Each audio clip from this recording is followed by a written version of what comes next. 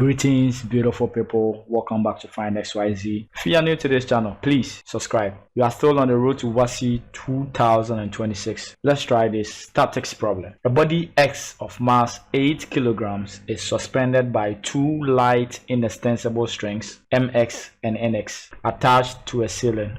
If the strings are inclined at angles 55 degrees and 65 degrees respectively to the downward vertical, we've been tasked to find the tensions in each of the strings and to correct to the nearest whole number. We've been given gravity to be 10 meters per second squared. Let's dive in. Now, whenever you have a problem that involves three forces, how did I know this problem involves three forces? One, the body has a weight force. That is one. Then this body is being suspended by two strings. Now these strings also contains a force that is known as tension force. So the weight force and the two tension force, and that will give us three forces. They are all acting on a particle X. So let's sketch the diagram. So this is the body X. Whenever you have a body, the weight force is always drawn downwards to indicate that the force is acting downwards. So this is the weight. However, weight, as we all know, is mass times gravity. And what is mass of this body? The mass is 8. And what is gravity? Gravity is given as 10. So the weight of this body X is 80 newtons. Why? Because force is measured in newtons. So I'll write the force here as 80 newtons. Now this body is being suspended by two light inextensible strings. So if this is X, we draw a force to this side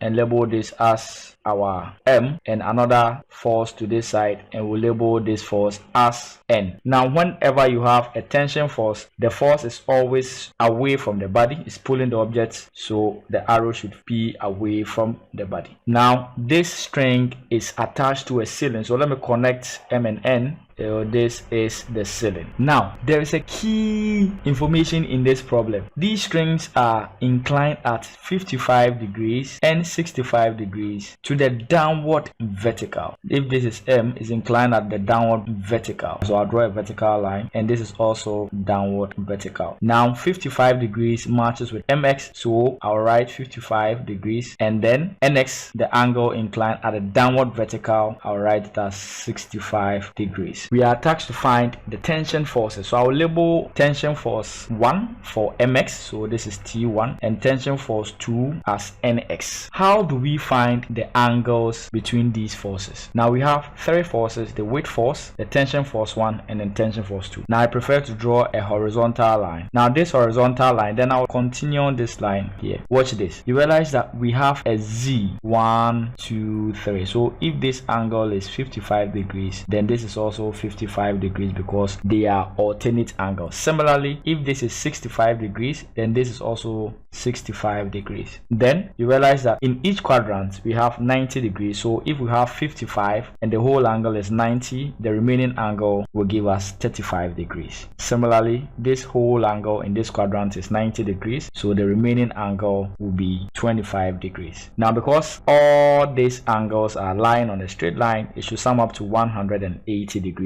And yes, this is summing up to 180 degrees because this angle, which is 55 plus 65, will give us 120, and then 35 and 25 will give us 60. 60 plus 120, that will give us 180 degrees. This is a right angle. This is also a right angle. Now, how do we find the tensions in each of these strings? That is the tension force 1 and the tension force 2. We are going to use a tool that is known as the Lami's theorem. Lami's theorem states that if three forces act at a point, and we can clearly see that these three forces are all acting at a point and is kept in equilibrium. Obviously the body is not moving, so all the forces are balanced. Each force is proportional to the sine of the angle between the other two forces. Before we state the Lami's theorem, always ensure your angles add up to 360. It means that the angle between the pair of forces, the three of them should add up to 360. So the angle between between tension force 1 and tension force 2 is 120. The angle between tension force 1 and the weight force, this is 90. So this will give us 125. And the angle between the tension force 2 and the weight is 115. Let's put it together. We are going to have 360. This means that everything is on point. So let's take the Lami's theorem. Now, whenever you pick a force, so I'll pick the weight force and I'll pick sine of the angle between the other two forces. And what is the angle between the other two forces? So if I'm considering the weight, I'll look at the other two forces. What is the angle between them? That is 120. Then if I pick tension force 1, I'll pick sine of the angle between the other two forces. So the other two forces are tension force 2 and then the weight. 25 plus 90, that will give us 115. Then the last one, if I pick tension force 2, then I pick the sum of the angles between the other two forces. That is 35 plus 90. We have tension force 2 is equal to sine of what is the sum of the angles? That is 125. Now we are going to pick any pair, but because we know the weight force, you can pick the first two and then you can pick the first and the third to work out for the forces for the tension. Now the first two, what is the weight? We have 80 divided by sine of 120 is equal to tension force 1 over sine of 115. Then we can cross multiply and say that tension force 1 times sine of 120 is equal to 80 multiplying sine of 115. Then we divide each term by sine of 120. Sine 120 divides sine 120. What is the tension force 1? We have 83.7211. However, we're tasked to leave our answer to the nearest whole number. Watch this. 0.7 is 5 or more, so round it as 1 and add it to the current number. So we have 84 newtons as our tension force 1. Now we are going to pick the first and the third to find tension force 2. We know the weight as 80 over sine of 120 is equal to tension force 2 over sine of 125. We cross multiply, then we have tension force 2 times sine of 120 is equal to 80 sine of 125. Then we divide each term by sine of 120. Sine 120 divides sine 120, so we have 75.6700. Similarly, to the nearest whole number, this is more than 5, so round this to 1 and add it to the current whole number, so we have 76 newtons as our tension force 2.